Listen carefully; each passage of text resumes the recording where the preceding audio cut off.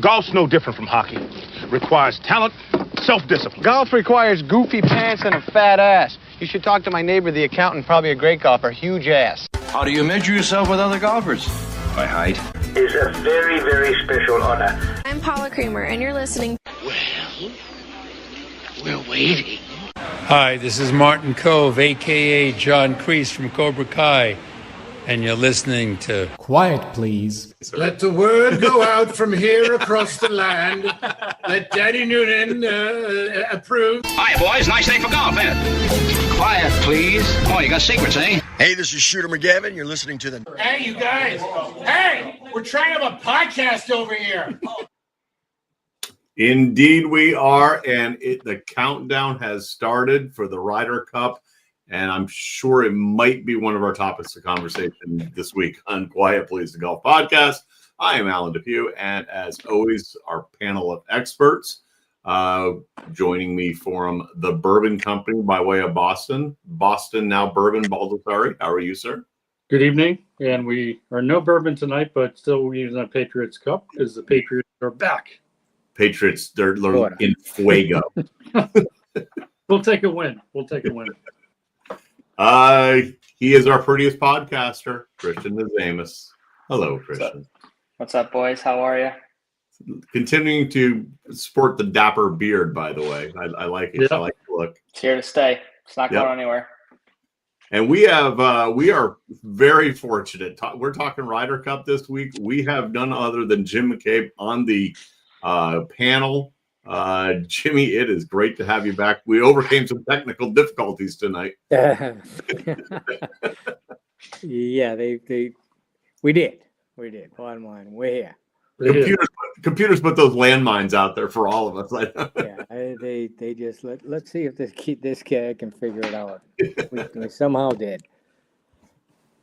All right, so I guess we could start with Scottie, but we're really all want to talk about the Ryder Cup because we're going to dissect this thing 14 different ways before 2 Sundays from now. So let's just talk Scottie for a minute. Bobby, Christian, Jimmy, Scottie doing Scottie things once again.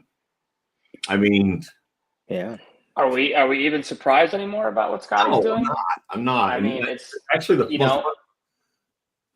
no lead's safe. You could be 5, 6, 7, 8, 9, 10 ahead of him, and no lead is safe. That's how good he is right now. I mean, the fact that Ben Griffin started birdie as well, having the momentum on that, last day, no slap to Ben. It's just he couldn't get it done. I mean, that's how you could have coasted the rest of the way in, and you still would have won. I mean, it's just, Scottie, that golf course got tough. I watched a little bit of it on Sunday. Winds picked up. Green started to be a little bit more firm. That's probably when Scottie plays his best. But, I mean, I know we'll get into it later. I just don't think the USA team playing in this week did not look that great, if I'm being honest. No, I don't think so. I mean, if it were the having a dominant guy in the world, why did Tiger Woods play on 8 Ryder Cup teams and go 1-7? Scottie Scheffler at the most, he cannot give you more than 5 points. We know that. Yep. Okay. Chances are he won't. He didn't win a match the last time we played 2 years ago. He's better now. No question. So the guys you wanted to see, you knew Scottie was going to play well. I think I'm with Christian. I mean, it was just, does he win by 1 over Ben Griffin or 2 or 3? And, I mean, it was heartache for Ben Griffin. And, you might say, oh, yeah, Scottie won. I wanted to see Ben Griffin, show it. Show me something. He's shown us a lot, but I wanted to see him play well. I wanted to see Justin Thomas play like Justin Thomas. Justin Thomas didn't even earn his way on the team. He was picked. He's an automatic catch. I mean, some of these guys know they're going to get picked, but, I wanted to see Justin Thomas play well. I wanted to see some of them, really step it up. Patrick Cantlay. So yeah, I mean, maybe they bonded and they had a great time. The yoga was out there and all that stuff. But yeah, it was Scottie, and I mean, it was pretty special. It might 2 be years. like a mental thing for them too, but maybe because now they're finally going to be on Scottie's team, that they don't have to mentally worry about beating him. Maybe that could help out the USA team. But I mean, looking at what the Europeans did in their last tournament compared to what we did in ours, it's going to be a very tough hill for us to climb. I know we're home, but it's going to be a very tough hill for us to get over. Bobby, I like Jim's. Maybe they did their yoga. I like that. Conversely, Team Europe across the pond, all the big guns were playing well. That leaderboard there was a lot of big names up there. Yeah, it was a good one. Then already some not controversy, but Alex Noren wins and actually be on the team now. Did they pick the team too soon? European side, interestingly enough, but yeah, just getting back real quick to the other thing was the goal camaraderie bonding, because the team I thought would be all fired up that the first 10 places would be all the U.S. team, but you never know in golf. But yeah, it was with you, Jim. I was thinking, this could be really good for Ben Griffin if he wins. Now he's got big momentum going to the Ryder Cup. I mean, Scottie, just the guy's amazing. But I kind of wondered, all right, is this, at least they didn't go 4 weeks or whatever without playing. Are they bonding? Is there something to that? Right. Is that the takeaway? Is that a good thing, even though they could have played a lot better? I don't know. I forget where Morikawa was, but I've got some questions with the guys for sure. Well, Bryson took a leave from ping pong balls. That's always a good sign. Yeah. I'm listening. It's the U.S. made it was so much was made of them all playing, right. And I'm like, okay, great. But the European thing was kind of cool because that's a big tournament for them. That is their PGA. It's a big deal. Yep. So they were going to play. Noren winning was pretty cool. But there is something they have it figured out. They have it figured out. The U.S. clearly hasn't in a lot of years, and as far as the home goes, home team. If it's in Europe, until the U.S. plays well, let's start with that. Let's start with playing well in Europe. Yeah. I was in Ireland. It was over before Saturday finished. I was in the Glen Eagles. It was, yes, they can blame, mutineer Phil Mickelson, so everybody blame Watson. But that American team was so flat that year. I actually was a spectator in Paris, and it was a debacle. Rome was no better. So until they play well over there, this thing about, the home team, that spooks the U.S. It does not spook Europe. They have played very well here at times. They won in Detroit. They won in Medina. They got beat pretty good in Wisconsin, I guess. I thought they played okay up in Hazeltine. They play over here as much as the Americans, for crying out loud. I mean, and New York is New York. They're just going to be cheering for whatever they feel like cheering. And I don't think it's going to spook Europe. I really don't. So I failed to mention initially that, as always, if anybody, we are live, whether it's on our Instagram feed, Facebook, or YouTube channel. Anybody's got any questions, want to throw out some comments? We love dialogue from outside in the listening world. But I was just sitting here recanting in my mind a comment I made on the precursor to this show when we were still on the radio. Following Whistling Straits, I said there's going to be 10, 15 years of USA dominance because the team looks so much better at that point in time, I thought. Right. That lasted 2 years. So, you got to look at it. I mean, good gracious, top 10's loaded with it. Pretty fascinating to me that part of the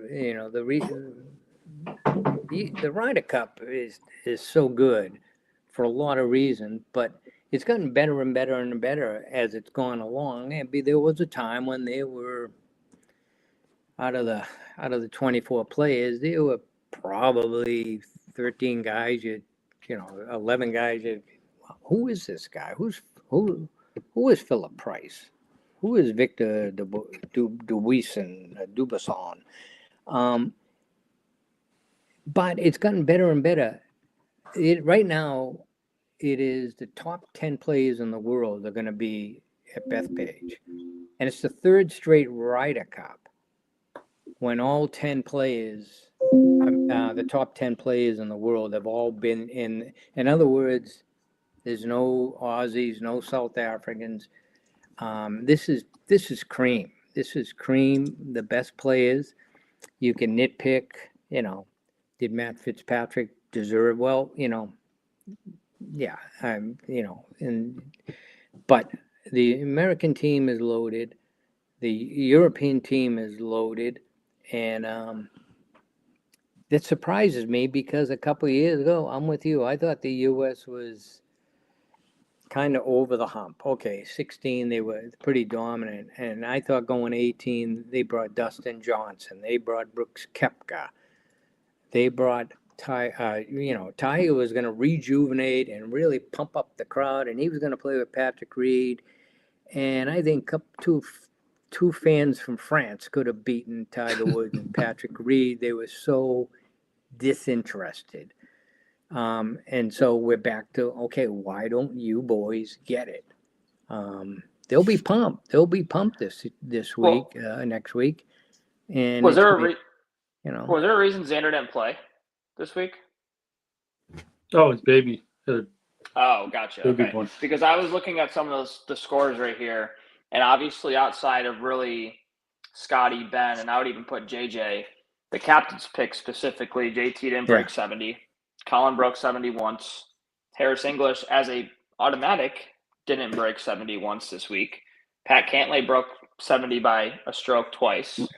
And then really outside of that, you had a couple really bad weekend from Russell Henley. But, overall, looking at these scores, outside of, obviously, Mr. Scheffler, everybody is not really – maybe – and Ben this week, too. Ben had a good week. But Bethpage is going to play so much harder than this golf course has played. Yeah. It's not even going to be comparable. Probably, in my opinion, I would say this is going to be the hardest golf course that these guys play all season long. And I think it's going to be harder than some of the majors this year, to be honest.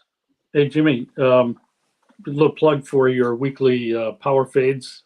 Talk to everybody about that real quick because I think you had a take on there about Keegan as the captain because there was a lot of chat. I want to get your take too on should he have selected himself to play or he decided not to. As the year went on and the buzz got more and more, he's not the first captain. I'm old enough to remember in 1993 that Tom Watson was still a really good player. And I think 50-year-old Ray Floyd got picked for the team that year. And Ray Floyd looked at him and goes, "Why am I here? This is Tom Watson." So this has happened before. Guys playing the cat, and I thought Keegan, I had mixed emotions. I like Keegan very much. And I know how much he wants to play in a Ryder Cup team, but I kept saying it's not the way to do it. So I was really proud of him for not doing it. I think it was tempting, but in the end, I think he did the right thing. He's been He's been in their shoes before where he's played well enough to be on the team and not get picked. And I think he, at the end of the day, he said, I can't do that to Ben Griffin. And I picked Ben out because I do go with the thinking that despite how they announced them in the captain's pick, my gut will tell me, and it doesn't really matter, that Ben Griffin was the sixth pick. Agree. And so I'm proud of Keegan for doing that. I think Keegan is in a great spot now because I think he did the right thing and he got a lot of support about it. Yeah, but Christian just said something that just, this is going to be such a hard golf course. This is not going to be, lighting them up my diner red. 12 was crazy how that setup was. So it was made for birdie and taking nothing away from Ian Poulter. Those birdies he made were fantastic, but everybody had birdie putts all week. Poulter made them. I don't think you're going to have that at Bethpage. I just think it's hard. No, I think it's close. Hard. The only thing that's going to go in the USA's way, which could also hurt them, we've talked about it on the show, is that I think the crowd's really going to be behind the USA team. And I think they're going to let them know. New York is one of the most ruthless fan bases when it comes to professional sports. And trust me, if you're a Knicks fan, Rangers fan, whatever, they will let you know when you're sucking. And at the end of the day, I think the minute somebody on the European team misses a putt, and I'm talking a short putt or something inside of 15 feet to win the hole or to tie it, whatever, that's going to play a mental factor into that European team the rest of the day. We all know it. We've all been through it when it comes to mental part in golf. But I will say, they will also let you hear it too from the USA side of things as well. If they're not playing well, they will let you hear it. And I disagree with some of the picks that Keegan did. Love Keegan, but there was a few picks on there that I was a little iffy about, that I didn't think those players were deserving of it. But it is what it is. Can't change it now. And I just hope that they can go out there and prove me wrong ultimately. So, the one thing about captain's picks that drive me crazy is some guys kind of don't have to qualify. Well, those are guys. They're the guys. They're your cream. They're your bread and butter. Yeah. They're your leaders. Yep. And I'm talking about Justin Thomas and Patrick Cantlay. Then, God damn it, qualify. Don't finish 9th, 10th, 11th in the standing, and we got him again. That's always drove me crazy about guys, and I want Tiger Woods until he limped out, and Phil Mickelson for years. I mean, they made the team every year because they were, they showed that they were best over the years. Now, Cantlay could play well and Justin Thomas could play well, but I was disappointed in both guys not making that team. Jim, I left. We all did our selections, picked our roster, so I left Cantlay off my roster. Yeah. I mean, Bobby put Goddard on there, which I get it, but I think when you look at this team too, they're really going to be behind. We're just not deep. I'm going to say Scottie and Bryson. Those are the two guys on our team that have been playing the most consistent golf all season long. And I think that they're really going to have to go back on, you could say the experience with Colin, JT, Patrick, whatever. But then you're looking at a player like Colin, Cam Young, I'm going to say Russell Henley, Harris English. I mean, really half our team that doesn't get into it after they make a huge putt. I think that is – we've seen it in just normal PGA events. Cam Young here and there. But JT's firepower, Bryson's a firepower, and we've seen Scottie do it too. And, I think that's kind of what Team USA is going to have. If they have any chance of winning this, they have to get off to a hot start the first day. They have to. I got to chime in. Bobby, did you see one on the social that since that infamous Phil Mickelson tweet about Scott Yeah. Yep. Yeah, Scottie won't win anything before the Ryder Cup, and then basically runs the table. Right. Yeah. I think what he really meant, I don't think he loses anything before the Ryder Cup. Yeah, right. You know, I mean, it's. Oh, go ahead, buddy. Well, I'll finish my point after.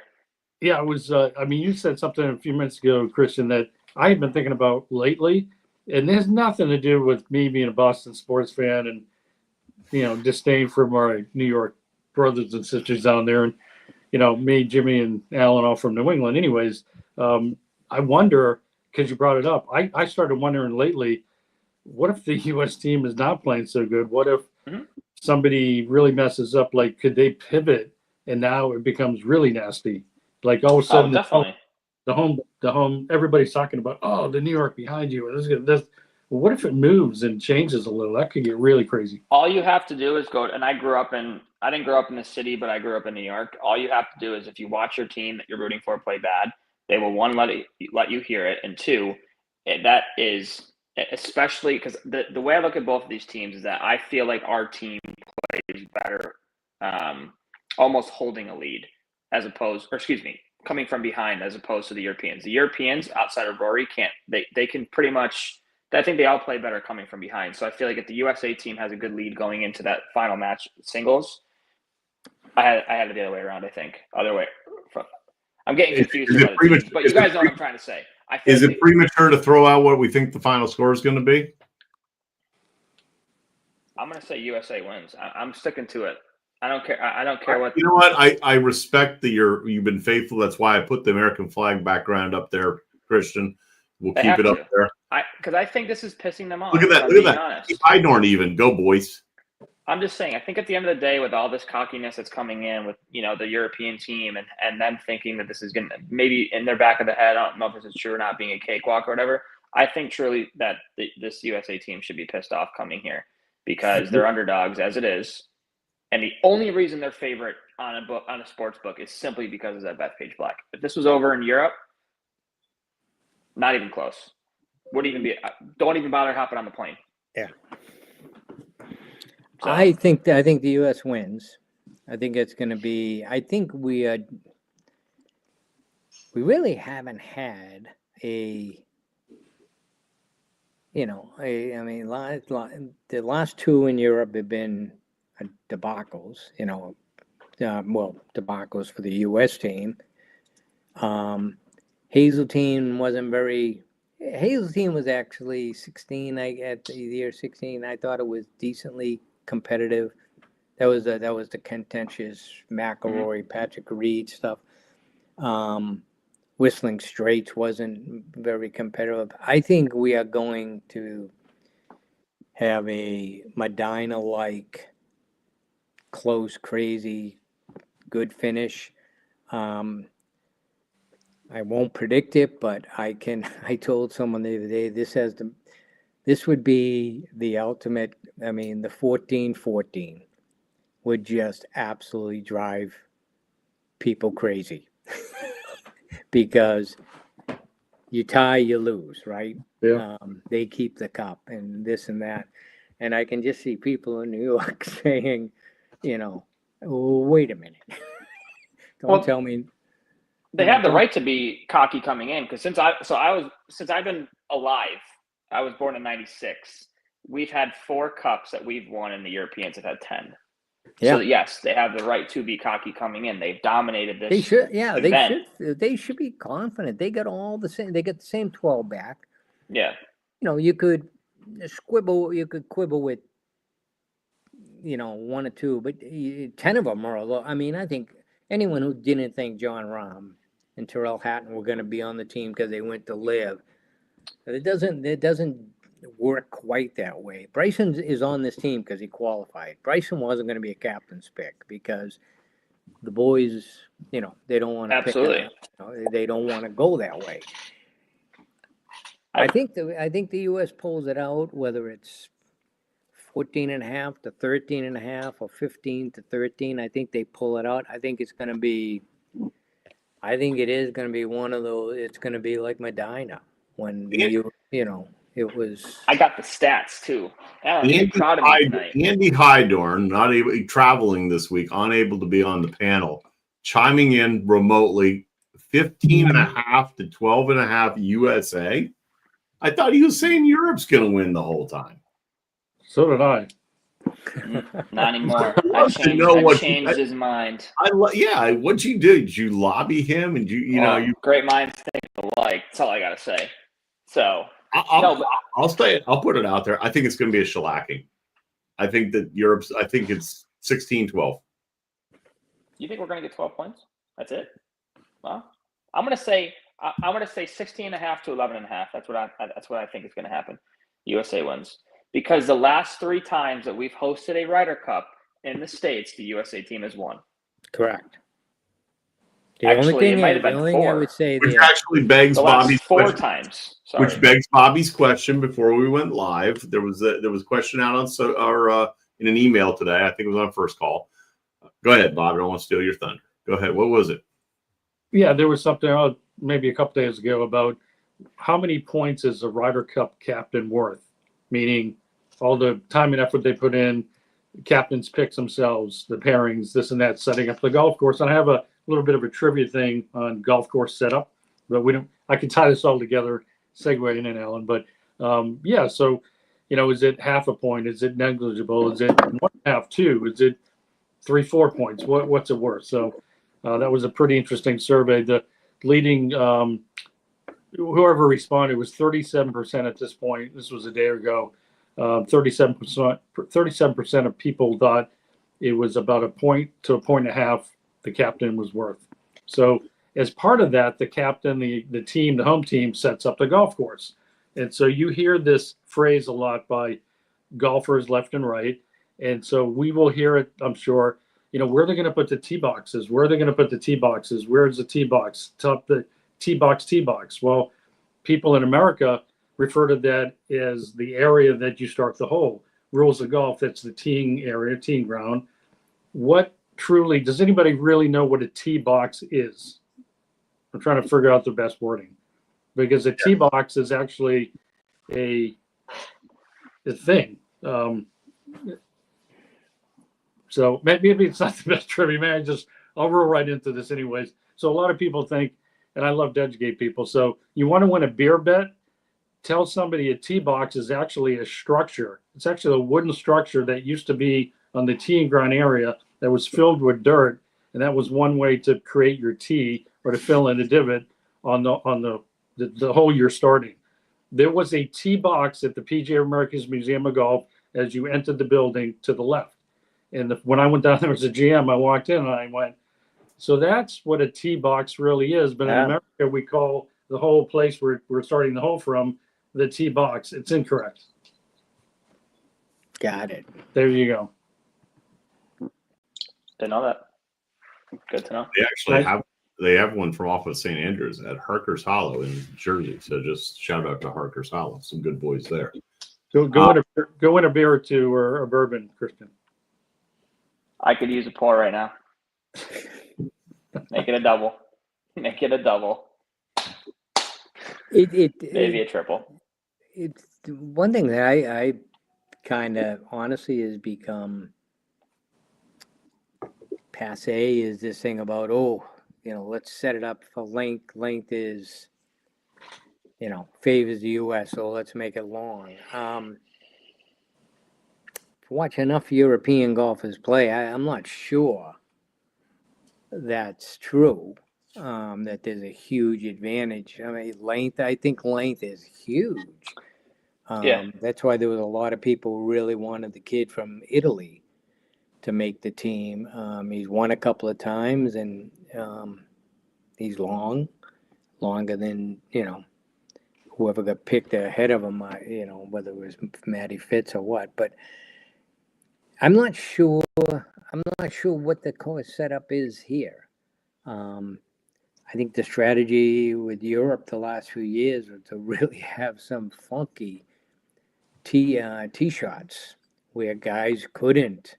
I think France was really, turn fairways, turning every which way, and a lot of placement shots off the tee. Well, no one on the PGA Tour plays that way anymore. You know, they don't have to. Yeah. You know, they don't hit driver because they hit the 3-wood 330. Right. You know, so I don't know. Are they setting Bethpage up? You know, long because they think that favors the U.S. Well, they should set it up long, I think, regardless. I mean, that's a beast of a golf course. And I think I went back to their old Ryder Cup back in the last time we hosted here in the States, and I looked at the team that we had. And I'm looking at that as I'm talking to you right now, and I'm like, this team made me like scratch my head with a lot of the captain's picks as well, right? But then this team won 19-9 over the European team. That European team was stacked as well. They had that was the whistling straight year, right? Yeah, correct. So and I've said it before. I don't want to interrupt, but I just want to throw it in there though.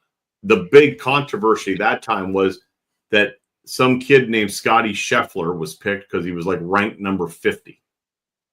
Yeah, and that ended up being his coming out party. Absolutely, but when you look at the European team, Rory, Victor, Matty Fitz, you had Tommy Fleetwood, you had John Rahm, all studs, obviously.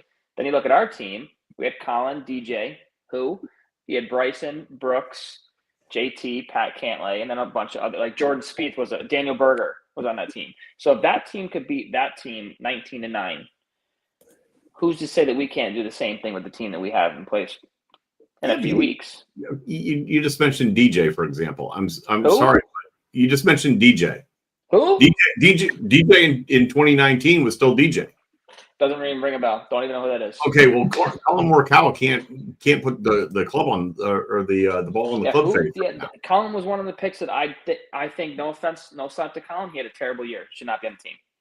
I mean, it's just it was the same thing when Zach Johnson picked JT at Whistling Straits, and JT did nothing that week really for us. When Keegan should have been on that team. You wonder too. Schauffele had an off year. Morikawa had an off year. Justin Thomas won a tournament, but absolutely, I don't. Cantlay had an off year until the very end. He played consistently okay, but I don't want consistently okay from a guy that you want to be a team leader. I want Scottie Scheffler to win all the time. I want Cantlay to win a few times. So. Listen, will they be comfortable when playing together? But I just wonder, are these carryover? Will this carry into the Ryder Cup? Some of these guys have not played well this year. No, half the team hasn't played well. Some guys I like. Listen, I think the crazier it gets, the nuttier it gets, the better Rahm and Tyrrell Hatton will play. I dislike them for what they did. I don't have any use for live golf. I just don't. It's not a good product.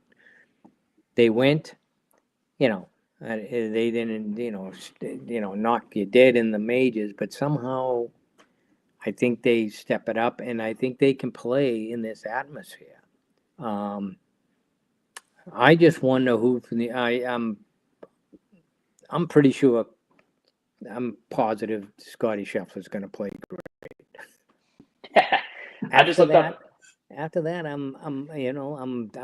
I think the U.S. is going to win, but I just wonder who's going to surprise me because I'm kind of I'm a little skittish on some of these guys. Jim, do you think I agree Scottie's going to play well, but like Tiger, and you mentioned his record, which was never spectacular in the Ryder Cup. Right. Everybody's going to be, I believe he steps on the box. Everybody's geared up to play him. I think they want him badly. Here's the thing. I have not inside. I know he's friendly with Sam Burns. I hope that doesn't mean, put him up with Sam. Put Cantlay with Xander because they're cool. They're cool together. Well, then they haven't been cool together, and neither one is. I don't know. I want to see some pairings. I'm dying to see some of these pairings. Who do you put with Bryson? I think Bryson is kind of the wild card. You don't know what. I mean, he can do it. I mean, he can move it. I mean, you talk about that Whistling Straits Ryder Cup. I mean, he brought it, and I don't. Again, he went to live, and that bothers me. But yeah, I'm curious about some of these pairings. I think you should put Bryson with Scottie. Go back to Whistling Straits. Pairing worked for them when they were pairing together. I mean, I think Bryson's going to be our best player this week, and that's not a slap to Scottie. I just think that him not being able to play in the Procore, I think, is going to fire him up a little bit. And obviously, we know what he's like when he's behind a little bit of a crowd. And I think that he's going to really – that's going to motivate him to not even hit some bombs this weekend – in a few weeks. But I think that's really going to motivate him to play well, really play well. We already know Scottie's going to play well, but him and Bryson are going to be our top two players, and that's evident. But I do think that we really need, from like really JJ Spawn down to really Xander, we need some guys to really, all right, specifically the guys who haven't played well, your Colin, your JT, Xander, we need them to win 2 to 3 points each. Hey, who's going to match Bobby? Who's going to match him Bryson's energy when he starts trying to pump the crowd up? On the U.S. side? Yeah. On paper, JT, potentially, but... That's who I had, yeah. Yep. I think you could even put, I think Cam Young and I'll even say Pat Cantlay should be together. Two mellow guys. Take their time on the golf course. I mean, that's a pairing that could work. I'll tell you the guy. I could. The guy. I love the fact you said that about Bryson. Bryson, yeah, he's won his majors, but I love players who play with that little bit of a chip on their shoulder. Keegan made his career out of playing with, whether it belonged there or not. I mean, it was there. I think that's why Rahm and Hatton are going to step it up and play really well. And the guy on the U.S. team that I'm so thrilled for him because I think he got screwed in not playing in Italy. I thought Russell Henley was made for that golf course that they played in Italy. He never misses a fairway, never misses a green. He putts it beautifully. You can't frazzle him. And to me, he's that type of Ryder Cup player. Listen, for years we kept losing. We stunk, and you'd say, well, why do we keep bringing back Davis Love and Freddie Couples and this guy and that guy? And that's what, that was a perfect time. Bring Russell Henley. So I think Russell Henley made this team because he had to make it because, he's Russell and he's not going to be a captain. I think Russell Henley can play. I actually do think we have a lot of steady eddies on this. Yeah. Griffin's pretty damn steady. Harris English, yeah. Mm-hmm. I mean, you look at, we've had a lot of top 10 finishes out of the guys this year on our team. Outside, obviously, 17 top 10s with Mr. Scheffler, but I mean, when you're looking at like JJ Spawn, he 7 top 10 finishes. Cam Young had 8. So there's guys that have been up there all year long. And, again, I think it's going to really play down. If the USA team on the first day can get off to an extremely hot start, I think they are going to have that momentum going into the final 2 days. And that's going to be very hard for the European team, in my opinion, to beat them. That's just because I think and I keep going back to it, the fans are going to play a huge factor in this Ryder Cup. More so than when it was at Whistling Straits and more so than other events that we've hosted here in the States. I think that when we've seen it overseas in the European side, they are so passionate about golf and they're so passionate about their team winning that we never play well when we're over there. But I think it's going to play a factor this week, only because it's at Bethpage. And I hope that we talked about this on a recent show, Jim, that ticker prices are so expensive that hey, not to be stereotypical, but if the ticket price is lower and your average Joe golfer drinking the beer, going crazy gets in there, it's a different person, a different spectator, a different fan than the corporate type of thing. That, and I think back to some of the Red Sox and Bruins games, and when our teams made the playoffs, all of a sudden there was a different clientele in the stands. They couldn't afford, other people couldn't afford the playoff ticket, especially as it went deeper. So I hope it's rowdy. I hope it's exciting. I hope there's still that craziness, which, I mean, it's got to be crazy, but that was just something we brought up. I don't know if that had, your take on that.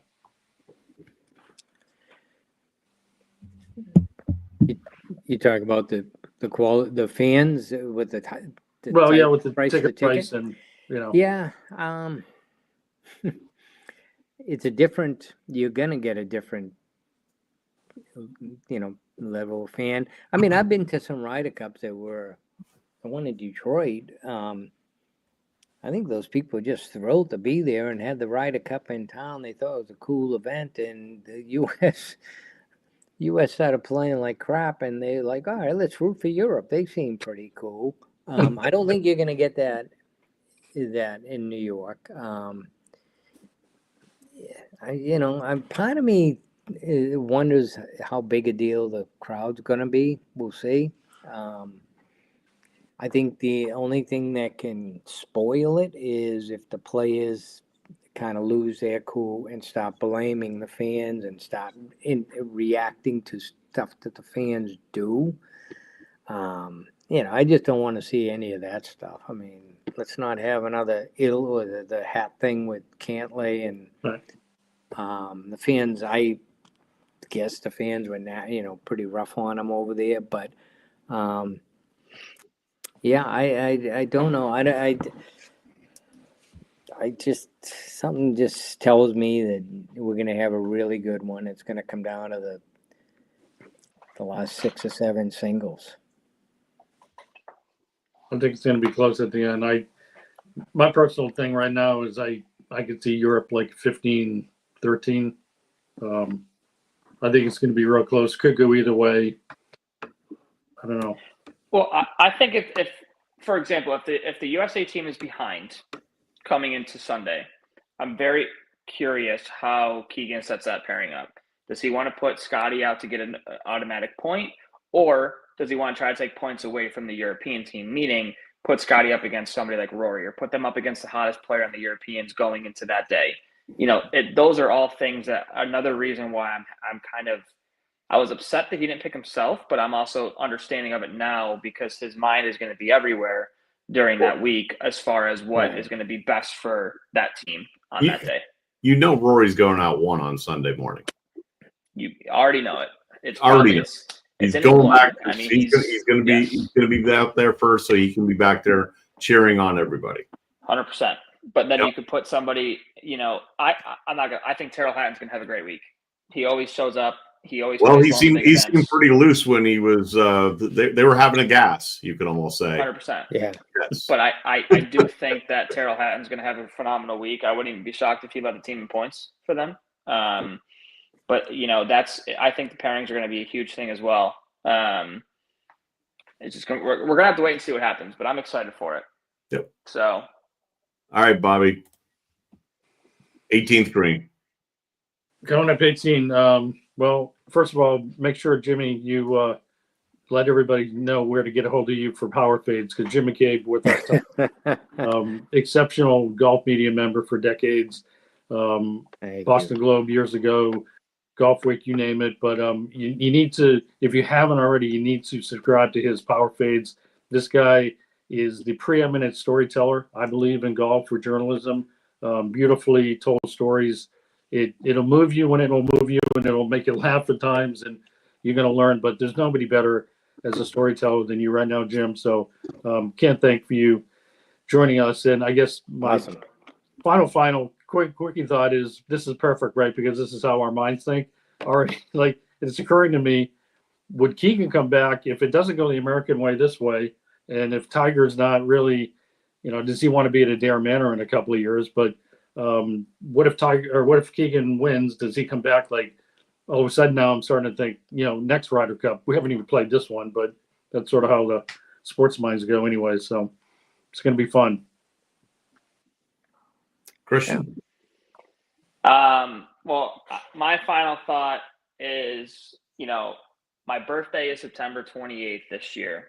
Okay. And I'm 29. So I would love nothing more than a nice USA dub on that day. and I'll be watching from Hilton Head, South Carolina. So that's it. That's all I got. Short and sweet. Jim? Final thought.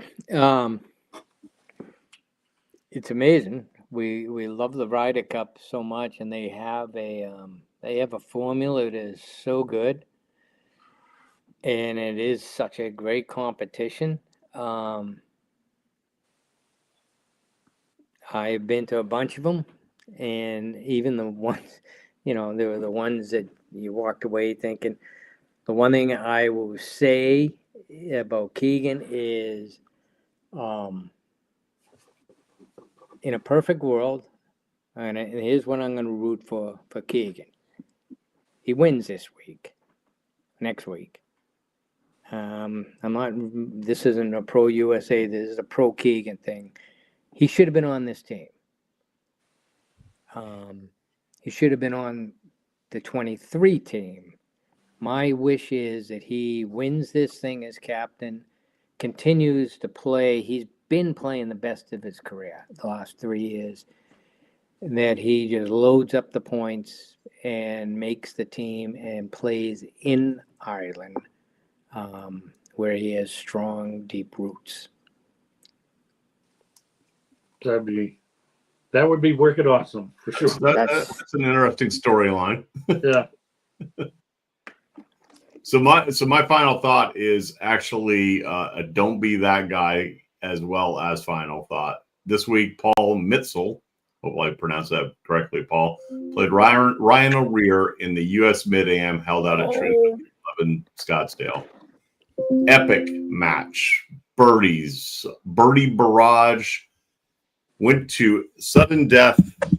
And the don't be that guy is don't be the caddy that gets in the golf cart and causes the rules infraction, lost a hole. Paul loses the match because his caddy caught a ride to the second tee box.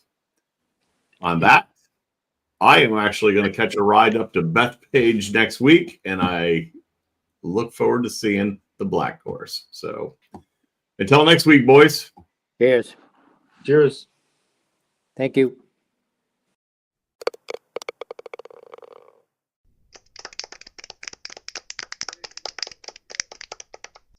You only have one opportunity to sell your golf property. Shouldn't you partner with an expert that offers you 30-plus years of golf industry experience, combined with the reach of a global leader in real estate? Colliers International Golf Brokerage and Advisory Services understands your unique business needs.